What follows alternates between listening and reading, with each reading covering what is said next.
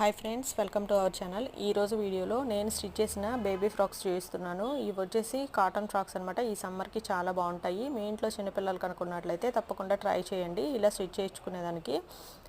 ఎందుకంటే ఈ సమ్మర్లో ఇంకెలాంటివి వేసినా చిరాకుగా ఉంటుంది. ఇవైతే కాటన్వి కదా, మెత్తగా ఉంటాయి, మంచిగా వాళ్ళకి విసుగు లేకుండా ఉంటాయి. ఇంకోటి వెనకాల పిల్లల ఫ్రాక్స్కి ఏంటి మనలాగా ఉక్సులు పెట్టకుండా ఇలా ప్రెస్ బటన్స్ కనుక పెట్టినట్లయితే చాలా బాగుంటుంది. ఇంకా కావాలంటే హ్యాండ్స్కి ఇక్కడ నేను చూపించినట్టు ఫ్రిల్స్ అయినా పెట్టుకోవచ్చు, లేకపోతే స్లీవ్లెస్ అయినా స్టిచ్ చేయించుకోవచ్చు.